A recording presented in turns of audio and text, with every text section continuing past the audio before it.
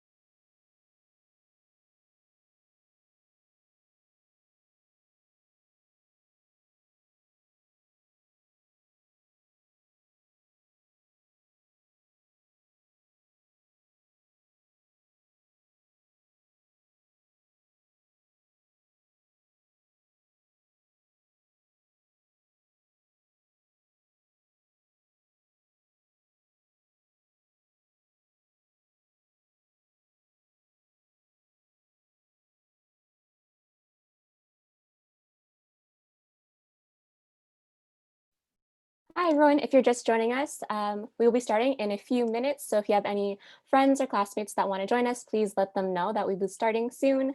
And get your questions ready. We have some great GCM alumni joining us today. So if you have any questions about the industry, about life post-grad, please get them ready and get your get your answers from great people in industry that'll help you out for sure.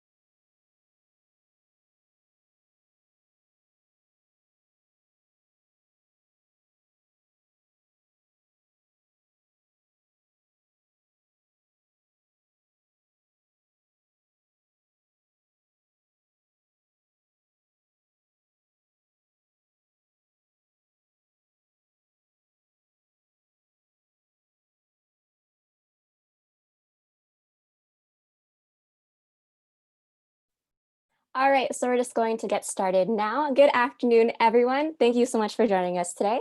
Welcome to GCM Talks with Alumni. For those of you who don't know, my name is Marianne Verano, and I will be your moderator for today's panel. We have three amazing GCM alumni who took the time out of their busy schedules to talk with us this afternoon, who will be imparting some really valuable knowledge and sharing their experiences post-GCM. So welcome and thank you, Nancy Hanna, Matthew Sherwin, and Kaylee Anderson. Thank you for joining us.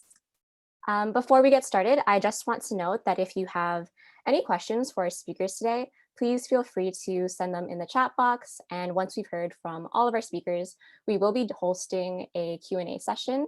So again, all questions will be answered at the end. That being said, I highly encourage each and every one of you to ask any questions you may have and really take advantage of the knowledge that they will be sharing with us today. So our first speaker today is Nancy Hanna. Nancy is the North American Senior Marketing Manager at Veritiv, managing the paper and wide format segments. With over 10 years of sales, marketing, and product management experience, she's had the incredible opportunity to develop valuable and impactful campaigns throughout her career. She's also had the opportunity to work closely with a number of internal and external stakeholders. And she's also worked with global merchant paper Linux, which included a few years working abroad in Australia as a product manager for pre-media solutions and tech. So hi, Nancy, if you want to come on screen, welcome. How are you today? Good, thank you. How are you? I'm doing well. So do you mind telling us a little bit about your life post GCM and how you got to where you are now? Absolutely. Good morning, everybody. It's a strange world where you're presenting to people you can't see. I think a lot of what you're going to find is kind of adapting to change. And, I think in that perspective, you guys are kind of ahead of the game because that's one thing for sure throughout my career that's been adapting to change. And, these are unprecedented times. So I hope we can impart some wisdom, but be sure to know you guys are definitely at the forefront of it all. As Marianne mentioned, my name is Nancy. I graduated from GCM in 2005. When I started, I actually came over as an international student from Cyprus. So, living downtown Toronto in residence, it was all, just a very new experience. I found the program online and was very intrigued by the print industry, but also, then found my passion within the marketing side of it. So being able to marry those two has really been sort of the foundation of my career. And GCM is what opened up a lot of doors for me. So, I'll say for me, being involved throughout Ryerson is really what helped me. I think academically, you all have, the same foundation. And I believe the program now has actually opened up even more doors. You have, a lot more specializations and packaging, et cetera, which I think is fantastic. I'd love to go back and do some of that. Having that foundation and being really involved is what really served me throughout my career. So the relationships that GCM has with the industry, outside of just the academic side, being connected to people in industry, that's what really helped me get to where I am. So starting, with the job fair, with our internship, I had accepted an internship with an ink manufacturer called Hassmann Steinberg, and worked there for a couple of years. So started my internship there, and then I was offered a full-time role in business development and marketing. And I got a chance to work with some great folks, including your very own Martin Haberkost. I think maybe he's on the call. But I think at the time, Hassmann Steinberg had hired 5 interns from GCM. And all of them, have gone on to do great things. But with my internship, first and foremost, I think it was just getting in and showing that, you're able to do anything they asked you to. Like, nothing is beneath you. And I think now more than ever, having a job really is a privilege, not a right. And having that attitude throughout your career, will humble you. And some of the greatest leaders that I've worked with, will never say that's not my job. So for sure, that's definitely going in with that kind of mind frame, especially in times like we're living through right now. That's most important. So getting the connections, going in with an open mind, and understanding that no matter what you're being asked to work on, there's an opportunity to learn. So, I started out as an intern, and then through that sort of attitude, I think that's what got me a full-time offer with Hassmann, and I was with them for a few years. I got the opportunity to learn a ton. They even sent us, a bunch of us, to Germany, got to work on trade shows, and then got to develop a lot of supplier relationships. And that's sort of what led me to my next role with Cascades. At the time, it was one of our customers, and I was helping manage that supplier relationship. And then they offered me a role, and it was really a great opportunity for me to grow. And so I joined Cascades, and shortly after that, and you will kind of see I guess a common link with all of the jobs that I had, and that really is the change. So while I was with Hossman, they were actually bought by another company, Micro Inks, and then when I moved on to Cascades, they were bought by Paperlinks and merged us to become Spicers. It was Coast Paper and Cascades Resources that came together, and that's where I actually worked with Matt Serwin, who is a speaker on this call as well. And that in itself, I mean, when you think you have a job offer and a job, and you're just getting to understand what you're doing and making those relationships, and everything can change in a second. Everybody can change. I think you have to be sort of very adaptable, and that's why I'm saying you guys are ahead of the game, because if you weren't adaptable before, I mean, you've certainly had to learn to be through this pandemic, at least.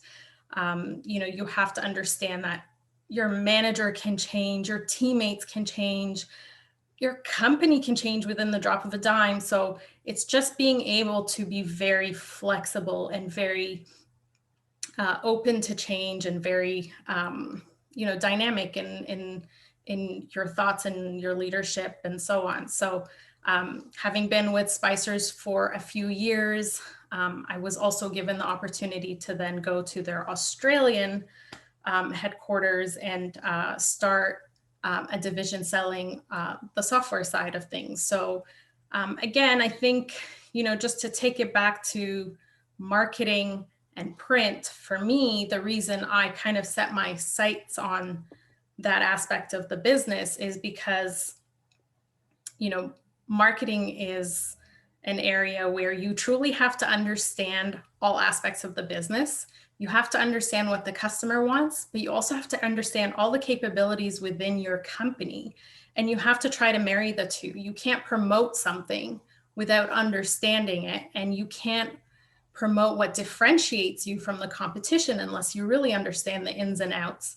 So for me, it was, okay, I knew I wanted to travel,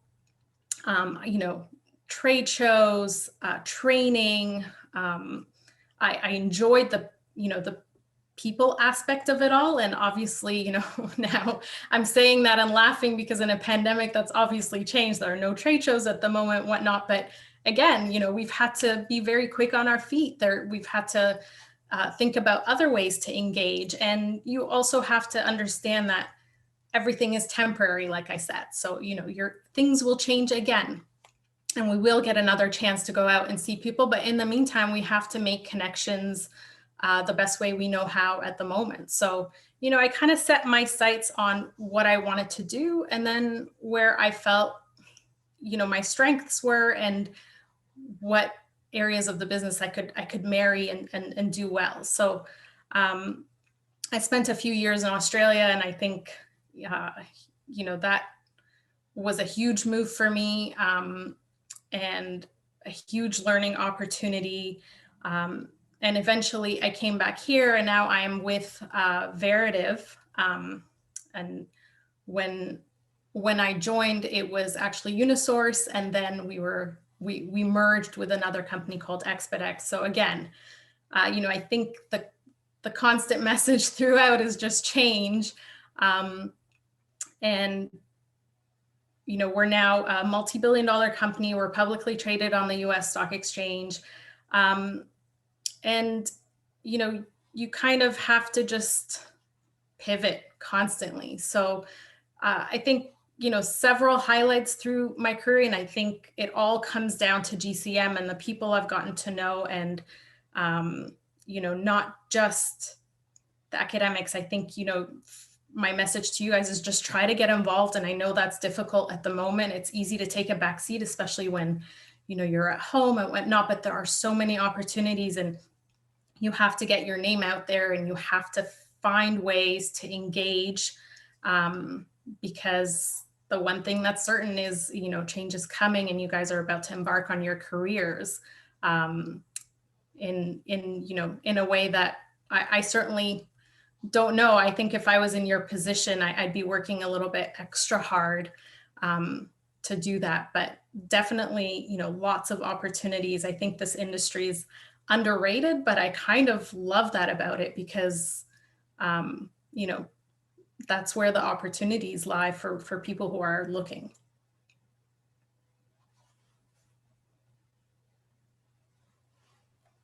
Thank you so much, Nancy. I think it's actually kind of crazy that you went into, I guess, the industry, and then you met up with and worked with another GCM alumni, Matt, who we have here today. I think that's so funny, and also speaks volumes about how, I guess, close-knit the industry is, and how your connections really impact who you know and what you do later on. Yeah, I think, like I said, there were 5 of us hired initially, and I've gone on to work with like numerous GCM alumni. I think there's kind of no hiding from them. So, you better be making friends at GCM.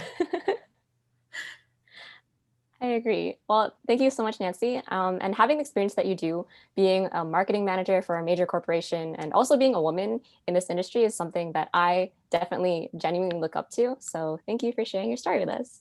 Yeah, you're welcome. No worries. So we'll be moving on to our next speaker, and our next speaker is Matthew Sherwin. So after graduating GCM in 2008, Matthew continued to work with his third year internship employer Spicers as a service technician covering North America. Throughout his career, he's had the opportunity to travel across Canada and the US to implement color management solutions, production workflows, and more. Through this, Matthew developed his passions for graphic packaging and has since been leading the graphic packaging segment at Spicers. Currently, he leads the Ontario sales team with a focus on packaging, flexo, and wide format. He is also a sitting council member of PAC and continues to educate anyone willing to learn about tech and its impact on their day-to-day production and business. So welcome, Matt. How are you? Thank you very much. Very well. How are you All doing? right. I'm doing well, thank you. It's definitely a great opportunity for all of us to learn about life post GCM. So thank you for joining us today. No problem. I'm glad I can share. So as Marianne kind of indicated, I graduated GCM in '08, right at the time when we had an economic crisis, which was not a great time to graduate, not a great time to look for jobs. But I was definitely fortunate enough to land a position with my internship company, Spicers Canada, where I'm still there today, obviously. And I took on the role as a technician. So I was going around implementing software, implementing equipment, solutions, color management, plate systems, computer to plate systems. Really fell in love with color management at the time, and still do. I still love color management. It actually did lead to a teaching opportunity a couple of years back at GCM, where I got to teach the color management course as well, which brought me back a little closer to home and to the GCM family. And then from there, kind of evolved on into the packaging space, where both color management are very critical, as well as automation, and definitely something that now I'm very passionate about as well. And got to lead the team for the last couple of years in our converting facility, where we actually do roll to sheet paper converting, as well as building up our packaging segment, both in the folding carton side as well as flexible packaging. So both label, pouch manufacturers, just about any material that you can think of that flexo plays a role in. Up until earlier this year, where I took on both the sales manager role as well as the lead integration manager for a new acquisition that we did in the sign display side, which was All Graphic Supplies, which was a Mississauga-based company, also family-owned, just as Spicers is, of about 120 people who strictly focus on sign displays. For the past year, on top of the team that I currently had in sales on the paper side, I did have the opportunity to manage and kind of integrate our All Graphic Supplies division into it. Coming out of this year, obviously, was a year that nobody can prepare for. I don't think anyone could have read, what COVID's going to be, what it's going to bring, all the shutdowns, all the restrictions that we've had. We just had to roll with the punches. I think do your best, and just trust your instinct, both business instinct as well as your personal instinct. That's kind of been something that's been very, very key for me. It's just if I feel that something's the right decision and something that's let me sleep, I definitely do that. So always, trust your gut, whether it's with travel, taking on an opportunity to go further from home, leave parents. In my tech world, my parents always used to make fun of me that I treat the family home like it's a hotel room, because I would leave for the West Coast, because I covered the Western Canada for the most part. I would leave home on Sunday afternoons, fly into either Seattle, Vegas, or Vancouver, and do the entire coast over there. Come back on the red-eye flight on Saturday morning, meet with friends, build my relationships here. My mom would do my laundry, and Sunday I left again. So it definitely was a challenging time from a personal relationship standpoint. But as time moved on, you kind of ground yourself to where you want home to be. Some of the things that I would say that really helped me in my career is always asking questions, always asking for opportunities to learn, opportunities to train, and diversify knowledge. That has been by far one of the most beneficial factors for my career so far. And it's been the fact that I got to work both in packaging and paper, in sign display and graphics, color management, technical, mechanical kind of components, where everything's a challenge. Every day brings on other challenges, but everything is also a good learning opportunity. And even from GCM, getting involved with associations. The next speaker, Cayleigh, and I were both on the very beginning of what today is TAGA, a very successful, very well-known association within Ryerson. In our first and second year, there was no such thing as TAGA. It was something that everyone took an initiative for. There's a group that got it going, and TAGA is today. You have the opportunities to meet with OPIA, with the PAC, where all those memberships are free. Right now, with trade shows going virtually, for the last week to almost 2 weeks, I guess now, Print United has been a huge trade show that I've learned a lot from. I've attended a lot of their sessions after work hours, just listening to a lot of the speakers that were pre-recorded and are available. So attending those kind of events and just keeping engaged, learning, whether it's through trade shows, whether it's through academia. To this day, I have not left school. I still continue to educate myself, whether it's at Sheridan or U of T, taking night courses. So, whether it's in other aspects, keep doing that, keep getting involved with associations. Right now, I would say for a lot of students, reach out to employers and just simply ask, what skills should I start developing for internship, even though maybe 4 or 5 months away or 6 months away, I guess now.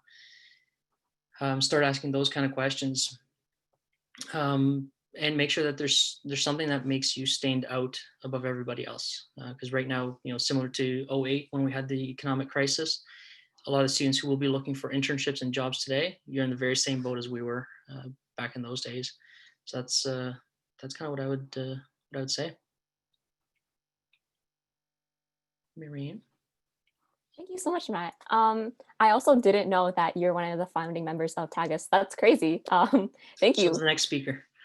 Oh, the next speaker. Sorry about that. Yeah, but would you say that you would ever imagine yourself like going to where you are or being who you are now, when you graduated back in 2008, just being like a member on TAGA, would you ever imagine to be traveling back and forth throughout your career, still going to school? Like, did you ever have this set plan for yourself, or were you more open to like whatever comes?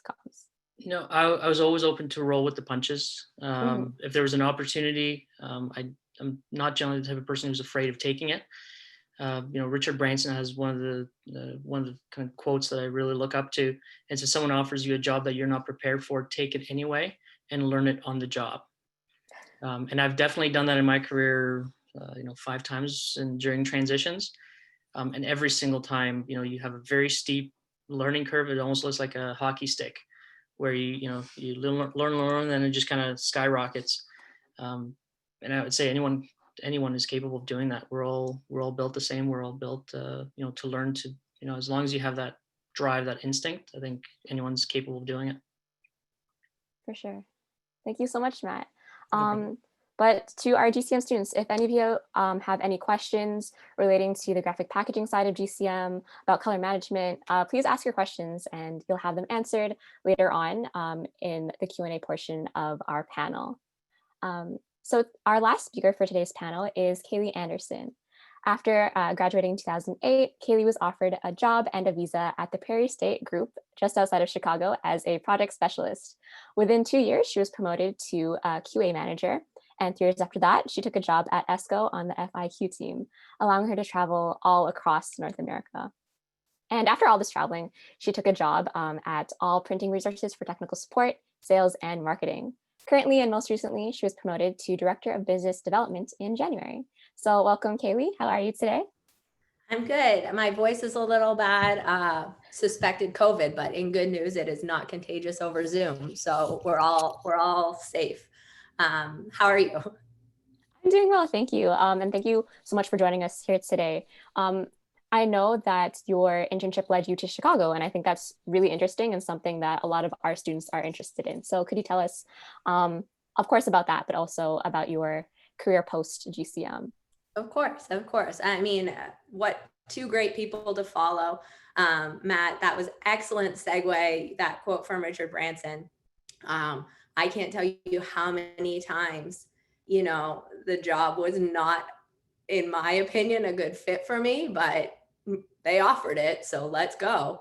And you learn on the way. So, my first job was project specialist, which is a fancy way of saying do whatever they want you to do, which more often than not meant, entering orders that the CSRs didn't want to do.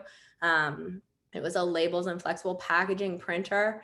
I can't tell you how valuable that production experience has been for me. Just living that day to day and knowing what my now customers have to face. So I did that for about 2-3 years, and then our quality manager unexpectedly quit and they offered me the job. I was, I guess, 25 at the time. Should not have had that job, managing 3 shifts over 24 hours, 7 days a week, but I did it. And I learned so much doing it. And I want to echo what Nancy said about your connections and your networking. And none of that is handed to you. I didn't have the luxury of transferring my GCM connections to where I ended up. I live downtown Chicago right now. All of my connections are here. I sadly don't run into Ryerson grads that often. Unfortunately, Clemson ones all the time, but you guys are way better. But you have to make your own connections. And if you find somebody who you look up to, they're going to help you. You just have to ask, you have to take that initiative and say, how did you get to where you are? What kind of things would you do if you were me? Where do you see this industry going if it's something you're interested in? Like really, really engage with those people. I have, a handful of people that I could easily tell you that I would not be where I am right now without them. And it was just, I pushed myself to go to this talk or something that, didn't really matter, but I was there and this person was talking, and then I followed up with them afterwards. And then, they found this job that they thought would be good for me. So, one of those people worked at ESCO, and I had used ESCO software when I was in production, and then, they're all of their software mostly. I was no expert by any means, but a job opened up that was traveling all over North America, and it turns out a lot in Poland too, to set people up with flexo plates. And I had never actually made a flexo plate. I wasn't on the the Phoenix Challenge team at Ryerson. I had worked in flexo, but you know, I didn't know anything about plates, but because I knew this guy, he got me this job, and now I became a plate guru. And that has, you know, I jumped in. It took me a long time to learn it, but they trained me and I figured it out, and I traveled all over, you know, much like Matt said, on a plane every single week. Mine wasn't as consistent as, or, you know, long flights. It would be like, I'd find out on Friday I was going to Kansas City. Then I'd find out on Wednesday I was supposed to be in Texas, or, and it's hard. And at no point were you like, oh, cool, let's get on a plane again. This is going to be fun. It drags on you, and your personal relationships suffer, but the experience is, it's so worth it. And, you know, you learn and you adapt. You know, to second what Nancy said too, at any point, don't ever say that's not my job. You know, that's, if that's the one thing you take away from what you guys hear today, great, because you know, you hear that all the time, and those are the people that just don't move. They stay in the same position, they stay at the same company. I mean, best case scenario, they stay, because there's just no room for that. And, you know, Matt said it, when we graduated, there was a recession. And it looks like that's going to be happening for you guys too. And so you jump in, and if it's filing retains or whatever it may be, and you think that's below you, okay, well, you get paid the same whether you're filing retains or whether you're cleaning toilets, right? So just do the work, whatever comes at you,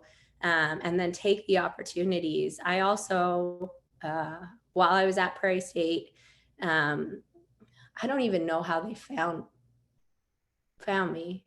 Oh, it was because I was in, I had done a proofing conference or something with Diana in Chicago when I was there for my internship. And I had met some people there, and a color management teaching position opened up at a community college here, which would be, they kind of change it up. Like, you never say you go to university here, you go to college here. But then if you went to like college, like, I don't know, Mohawk or something, that would be a community college. So a teaching position at a community college opened up here to teach color management. And they said I would be good at it. I was 23 years old. I had no business teaching this. And the curriculum hadn't been written yet either. So I had to write all the curriculum for it. So I think I flew home, spent an afternoon with Abe, and said, hey, can I use your book for this course? And he said, that'd be great, because obviously then people buy his book.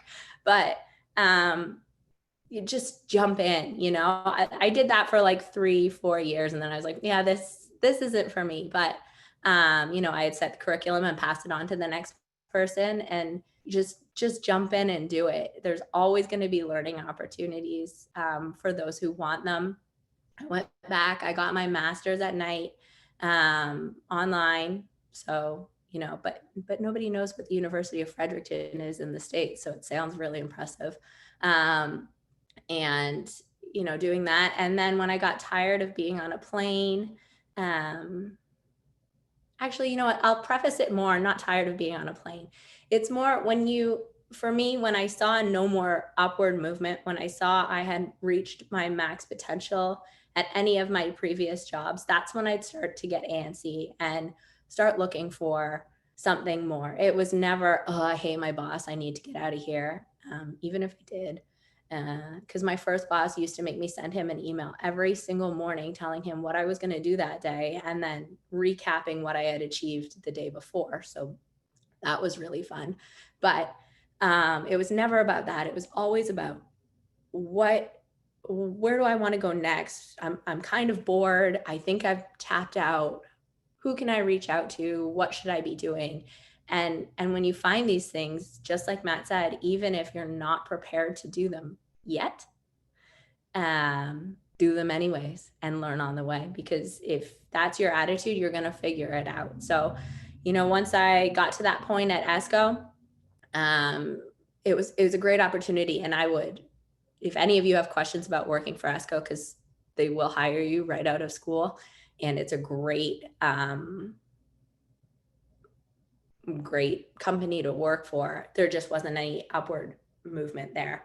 That's when I looked for something else. And I think that's what everybody has to kind of do. When things get to the point where you're not learning and not growing, look elsewhere.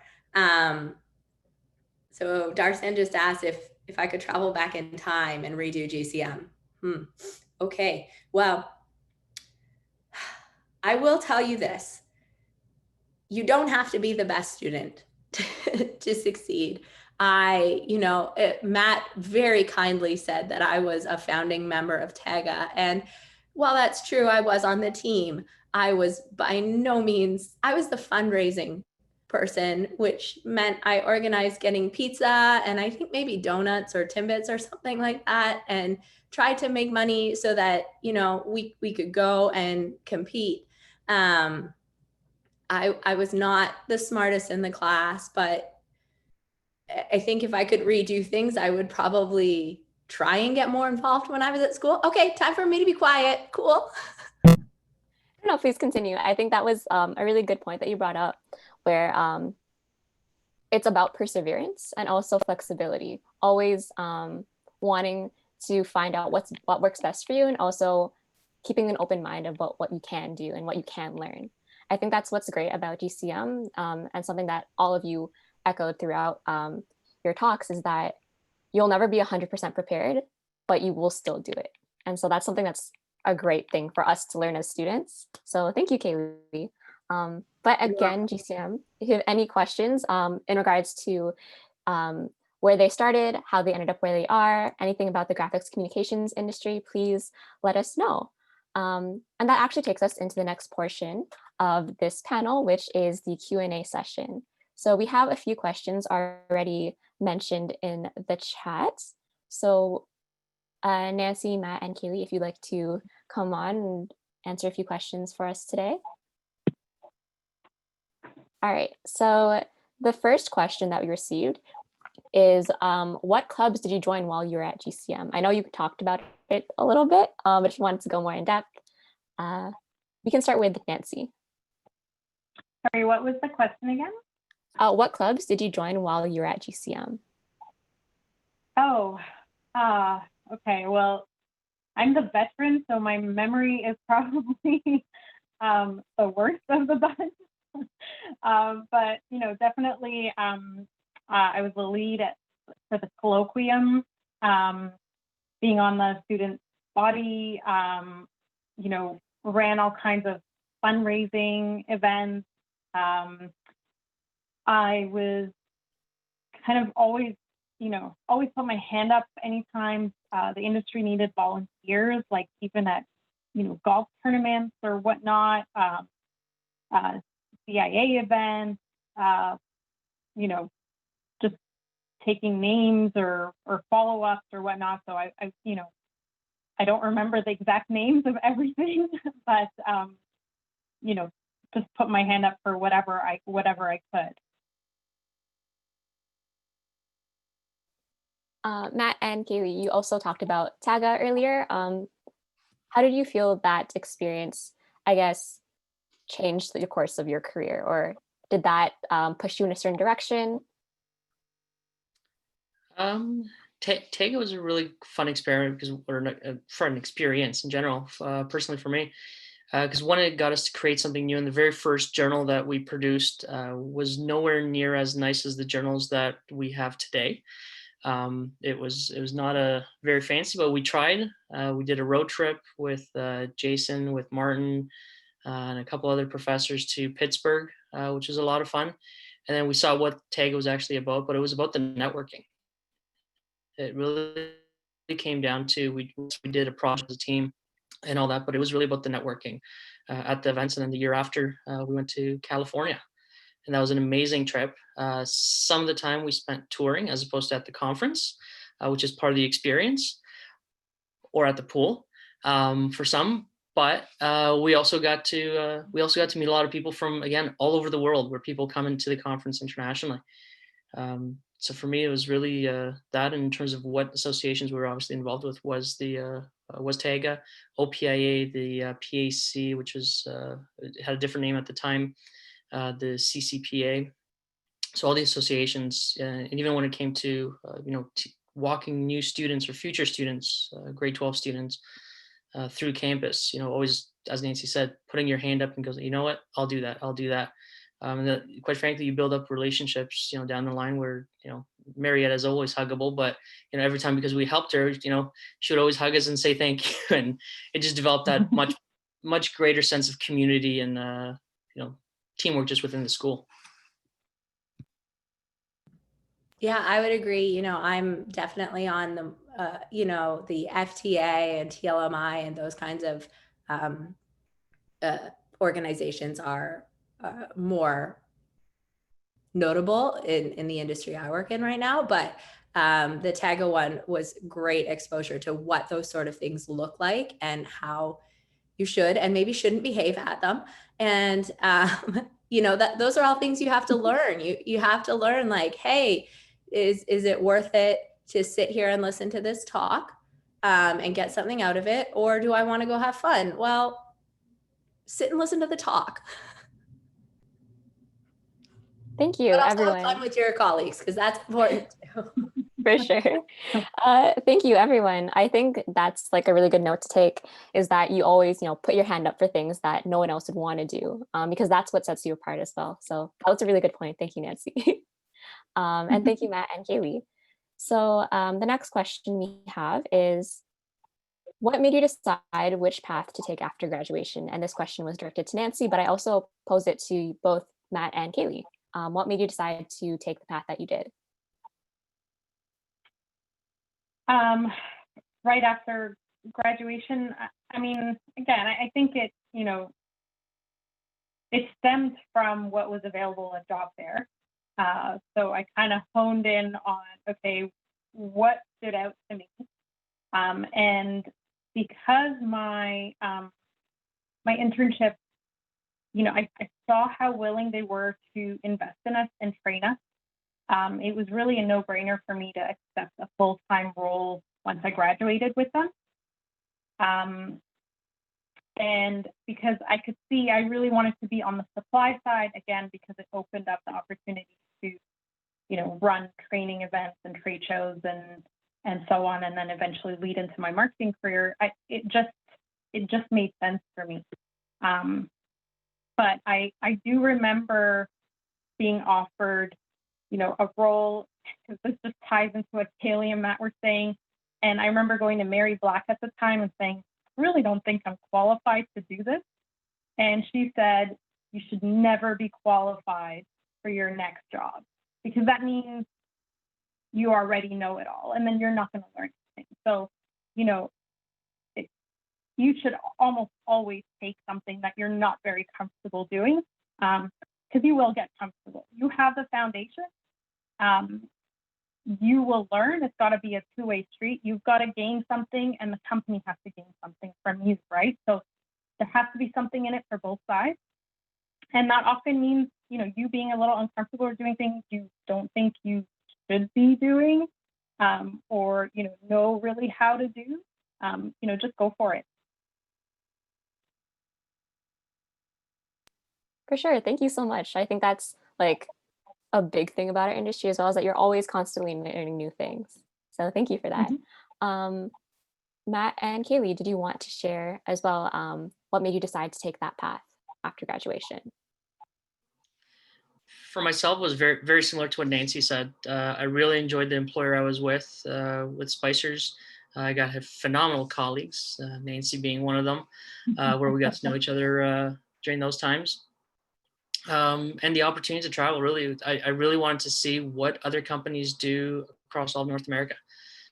There's if you work for a printer, they do it a certain way. There's another one next door who might be doing something.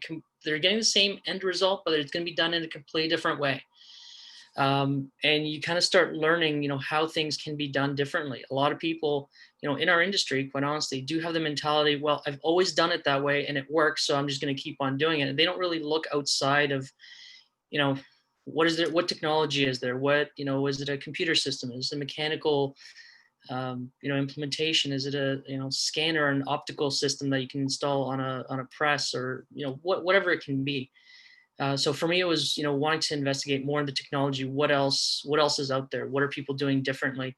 So that for me, that was a big thing in terms of why I selected to go the path that I did. And prior and during my GCM career, I actually worked full time for HP as a technician at Sick Kids Hospital. So I was always very technical and very mechanical in that space. So I kind of figured it was a good kind of segue, and maybe an easier one as well, because I already knew part of it, but I had the opportunity to learn a lot of their systems from probably hundreds of vendors at this point from across the world. So that was my motivation.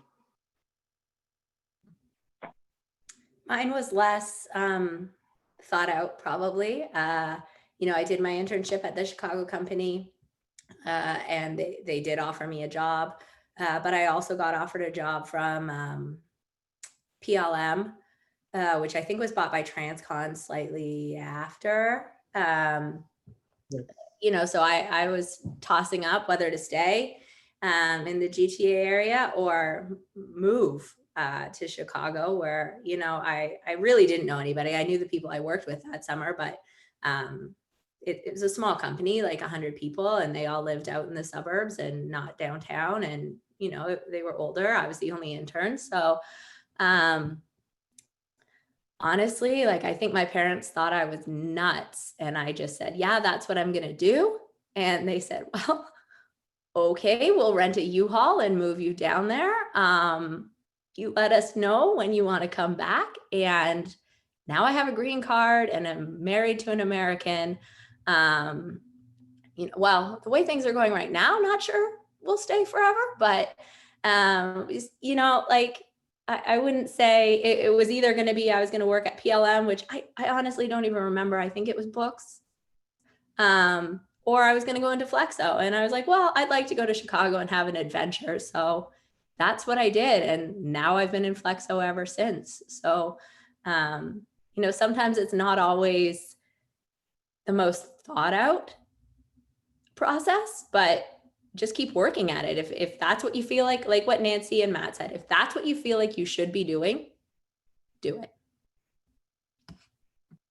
Thank you so much. And I think that just lets us know that there are so many different paths that we can take, whether you want to prioritize different things. So thank you for all the advice that you have to give us today. The next question, it's a long one. I am someone who loves to learn and very eager to get a job right after graduating. But I know I'm not going to work where I had my internship this past summer, and I don't know what kind of jobs to look for or how to narrow down what I want to do. I feel like I'm starting over. Any advice?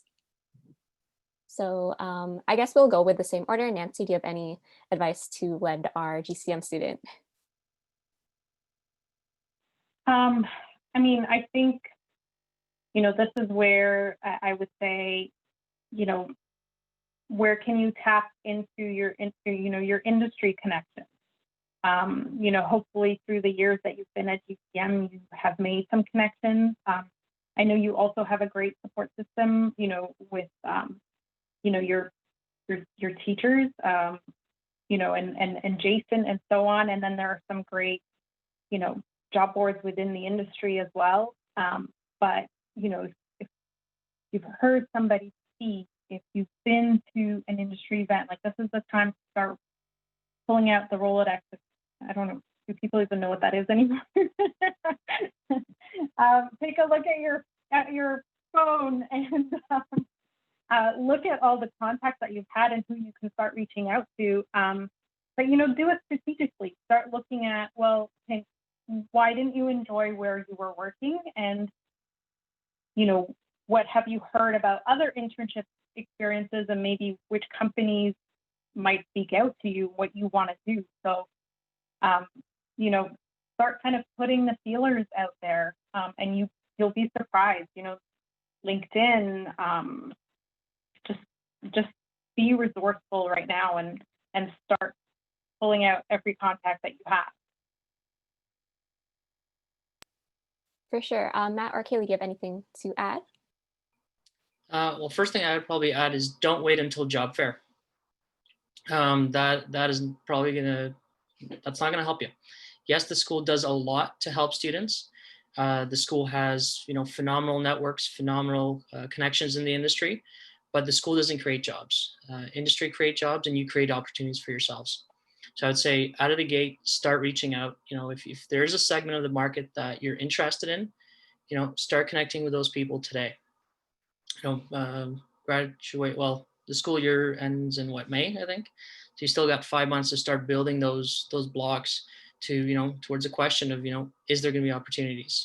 Is there an opportunity for me to join your company? Also, there are segments of our business that have grown. I'll speak for the Canadian market, that have been booming. Cayleigh's company, I work with both of their facilities here in Toronto. Very, very busy, hiring, in that packaging space. A lot of the folding carton companies within the region, same, growing and hiring. So look at those segments of the business that are growing right now. Obviously, commercial print, not as strong right now. It will bounce back. It will come back, just maybe not today. It's kind of taking me back to 2008 when the recession hit. Everyone was fearful. Who's going to get hired? Who's not going to get hired? We had the survivors lounge, which I think now is just a lab somewhere in the school. Doesn't exist as in the form that we had it. But everyone was in there, talking. Did you get a call back? Did you get a call? There's a lot of stress, a lot of anxiety in those times, and those feelings will come back. Don't let them eat you up. Don't let them control you, and just kind of make your own destiny from it. And yeah, start reaching out now. I'd echo that, and then just add to, this sounds sucky, but it doesn't have to be your dream job. It is not going to be perfect. It's not going to be your dream company, but experience, it says something, right? So take what you can get and learn what you can get from that job. And if it's not perfect, that's fine. There's always something you can learn from it. If you hate it, you hate it. Suck it up and do it for 2 years, 1 year. Then you have that experience on your resume. And when you apply for something else, you're interviewing, that person's going to say, what didn't you like about that? You can intelligently answer that question and say, I'm really looking to do this, this, and this. You're going to be a much stronger candidate. So, I did not like my job at the beginning. And goodness, working a full day, that sucked. I wanted to go have a nap in between classes and stuff. I'd come home, I was exhausted. I couldn't watch Saved by the Bell in the morning because I had to commute. It was terrible, but just do it. You need the experience. Yeah, it's stepping stones, right? And I think a lot of people expect to graduate and get this awesome opportunity. Sometimes it's just easier to get a good job when you have a job. And so you just take these tiny little steps, and you'll be amazed where you end up if you have these grand expectations right off the bat with no experience. Really, it's a matter of luck. You might get it, but it's not usually how it pans out. Thank you so much for that. This next question sort of ties in with that, but what's the best way to market yourself to possible employers, and what skills do you think would currently be most beneficial to the industry? Well, I guess for me, when we have hired in the past, what I'll say is when we're doing interviews, I think Cayleigh touched on this. We rarely ever ask what your grades are. I mean, I personally don't. I don't really care. You have the foundation. What people want to see is your personality. They want to know, to be honest, the job, whatever, if you're joining a great company, they're going to train you for the job. You're going to get trained. You're going to have the foundation, and then you're going to get trained to do the job. And I can tell you, my entire career, the job itself has never been the issue. It's usually how you navigate the politics, how you navigate the people, how you navigate the politics. And that's really what they're going to be looking for in an interview, and in you, and your personality. Does this person have what it takes to work with different stakeholders, to get things done, to navigate tough situations, and different personalities. That's what they're going to be looking for. They know you have the degree, and they're going to teach you what you don't know. But what they can't teach you is the politics aspect. Your personality is what is going to make it or break it. I would absolutely agree with that. And there's a saying that a gentleman by the name of Larry Jackson once told me. He was the president of Paperlinks when Nancy and I worked together. CEO starts with the letter C, not with the letter A. It told me something about what his, yep, I'm on that page. It definitely told me something about his academic track. I'm not saying BC students necessarily. But I will say when I interview students, especially for internship, I had one just a couple of weeks ago where we had an interview. I do it face-to-face for one. So we had to go out of the GTA so that we're in Milton, where we could actually sit down and just get to know each other. It really very little of it actually had to do with the technical aspect of the job. If you had the right personality, the right attitude to do it. And, I've developed a COVID question, is kind of what I'm calling it, where I will be started to ask both students and people who I'm interviewing is, what did you do with yourself during the COVID summer? Because as a student, it was, I have a neighbor, who enjoyed the CRB, $2,000 a month, and she did a great job working on her tan, and that's about it. Very little motivation to do absolutely anything, where in retrospect, her brother had him taking 2 part-time jobs and just couldn't land a full-time job, but just kept on trying, just to get something, just to learn something, just to develop a new skill. So when it comes to marketing yourself, I think one is your personality, in terms of how you interact with people. Can you work with others? And 2, do you have the drive? If things are not working out your way, do you have the drive and the perseverance to just go? Yesterday was a space launch from SpaceX, and it's called Resilience, right? It's phenomenal. It's a great story of what NASA, SpaceX are doing, and each space shuttle is going to have a different name. It's going to be pretty cool for those space geeks on the call. Yeah, I don't have much to add. I would just say tenacity, flexibility, your drive. It's not, yes, you are learning very important skills in the classroom, 100%. The actual textbook work is important. But when it comes down to it, it's going to be who you are and do they think you're going to be able to do it. So, if you guys haven't read the book Grit, I would recommend that. Because that's what it comes down to. It comes down to how long are you going to fight for what you want, and how hard are you going to fight for it? Are you just you get knocked down once and you're going to go work on your tan, or you keep getting knocked down and you go get multiple part-time jobs? Just keep going. I love that.